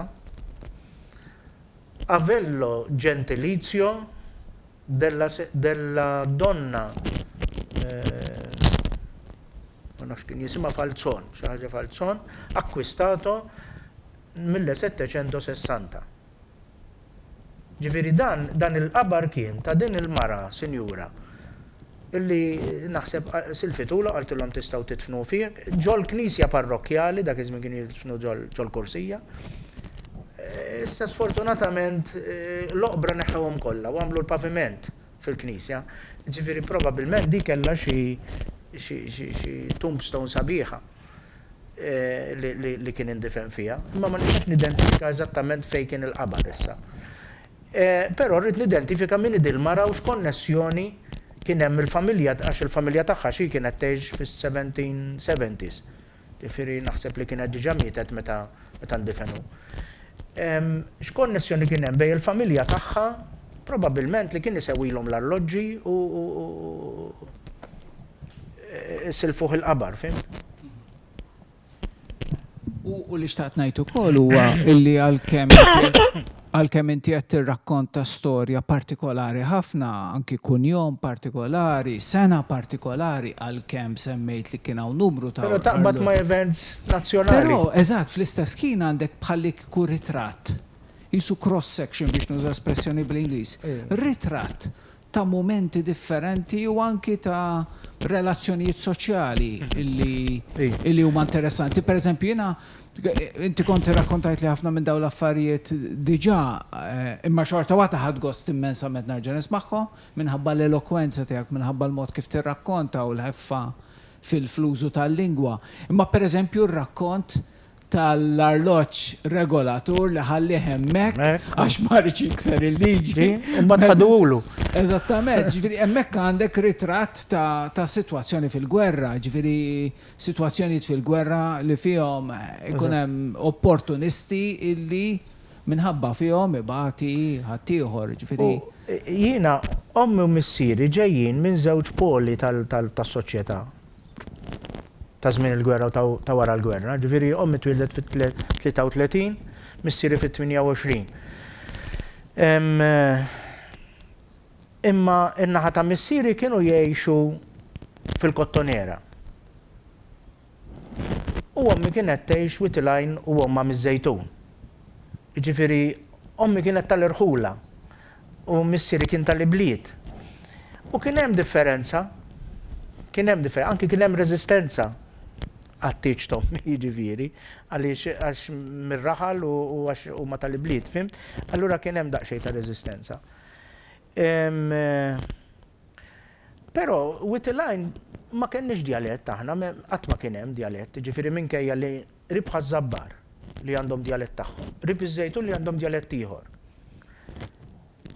Ħafna nies miż-Żejtun u minn Ħażabbar, però in-nies ta' Witilajn peress illi kienu jaħdmu ħafna drabi jaħdmu mas-sinjuri u dan, ma ħafna minnhom ma kienux jitkellmu bid-dialett. U l-familja tommi ma laqas in-nanna ma kienx għalkemm kienet Żejtunija mir-raħal t'isfel, imma ma kienx titkellem bid-dialett. U din id-differenza naħseb, din id-differenza ħassejta meta kont nittratta man-nanna li trabbejt magħha, nanna Aziz trabbejt magħha jien, ġifieri fid-dar tagħha. Stephen jaf. Naħa Witilajn.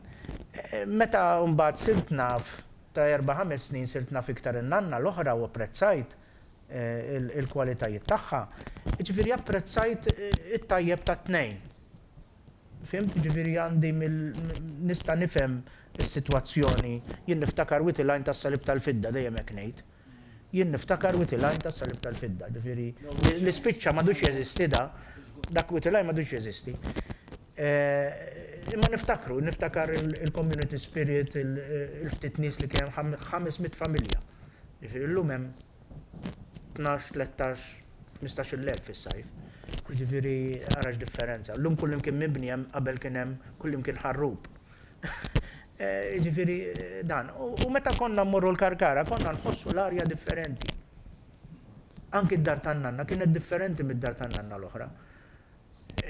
Qed tifhem, ġifieri jiena trabbejt f'dawn iż-żewġ l-arja kulturali.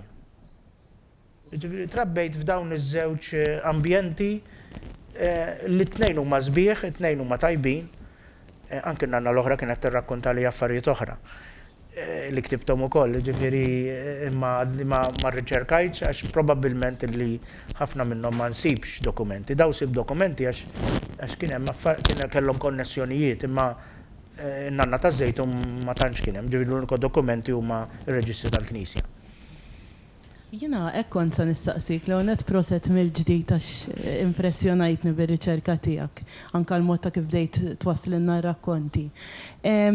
Jekk tiftakarx forsi xi materjal orali ieħor, leġendi ta' qbiliet li kienu jirrakkuntaw lek il-nanniet u minħabba kwistjoni ta' ħin anka l-lum ma stajċ tifoka fuq. Iva, fil-fatt sa naħdem fuqhom, issa naqbad il-ktieb ta' Magri.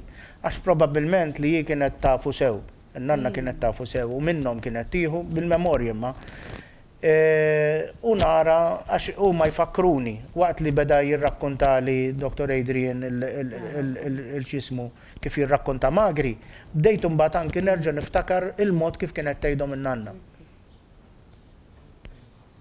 Dawk irrid noqgħod naqbel qiegħda u ngħid ħanerġa' nirrivedihom. U probabbilment anki l-ġabra tal-ħaġa moħġaġa li għamlu kollegi tagħna tax-xogħol li kien għamel Kasar Policino. Kasar Policino kellu ġabra kbira ta' ħaġa moħġaġa, ta' ħwejjeġ moħġaġa. Probabbilment anki jekk tara lilhom tibda tiftakar jew dawk illi ħataqra jew verżjonijiet differenti illi tkun smajt minant in-nanna.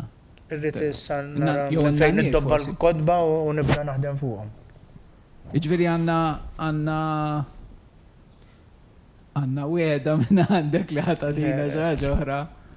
Meta jkollok iċċans. Propostu għarċivit bħalissa ġveri dik namilon fil-ħin liberu biss. Dan għamil sagrifiċu. Tiftakar kemm ilna niftemna. U xur twal. Xur. Ġveri da sekki li nitħabad biex il-lesti dan il-fajl. Mela. Għax rrit niprezenta xaħġa li tinteressa n-nies. Għandi iktar affarijiet imma ma semmejthom. U jien naħseb il-fatt li ħallejt il-fil komuni tan-nanna ħafna biex aħna. Xina qbad in-nanna kienet tgħid uqsamthom f'ħamsa. Il-familja tagħha, il-gwerra, il-familja Suban u l-ħaġa moħġaġa, ġifieri 5 affarijiet. Qed imbagħad nibda nlaħħamhom. U anki f'dik naħseb hemm teknika orali interessanti. Illi użajt lila bħala il-gwida fit-taħdita tiegħek. Grazzi. Kieku ma kien iċċi, kieku ma kont nkun naf xejn ġifieri. Għas kont nobsorhom dawn l-affarijiet. Għandna xi kummenti oħra, Josef Trapani għallek prosetu grazzi lil-Sor Ġemma Suban niftakara minn meta kont l-iskola primarja ta' San Franġisk l-Imsida. Mbagħad snin wara meta t-tifla kienet l-iskola taż-żgħar tal-Franġiskani San Ġwan. Nunzjella, interessanti tassew, grazzi Mons Luis Suban u kull min tasem proset. U Kristin Borġ Farrugia lil Mons Luis il-ni nafu bosta snin għax saftit ilu kien arċipriet ta' Narrabat. Kienet sorpriża veru sabiħa din tal-lum għax qatt ma kont naf li huwa riċerkatur u jagħmel xogħol tant mirqum fir-riċerka tiegħu. Nifraħlu ta' dan ix-xogħol tant interessanti dwar il-familja tiegħu u anke dwar l-istorja ta' Malta. Proset tassew. Qabel nagħlqu nixtieq nirringrazzja lil Klabb Kodba Maltin li qed jagħdi 25 euro f'kodba lil kelliema li jkollna u grazzi wkoll lill-fondi ta' riċerka tal-Università ta' Malta li qed jiffinanzjaw dan il-proġett. Nirringrazzja wkoll il-koordinaturi li qed imexxu dan il-proġett lill-Professur Adrian Grima, Dr. Michael Spanjol, lill-Professur Manuel Mifsut u membri oħra li jgħinu. Giusy Gatt, Rita Saliba, Michael Degwara, Daniel Bezzina u Rita Saliba naħseb erġa' semmejta. Infakkarkom fit-taħdita li jmiss ta' Jonathan Mifsud li se ssir nhar it-2 ta' Mejju fis-6 ta' filgħaxija li se tkun dwar in-nar fil-festi. Se ssir kemm mill-librerija tal-Fakultà tal-Arti fl-Università ta' Malta kif ukoll permezz ta' Zoom u Facebook. Grazzi ħafna.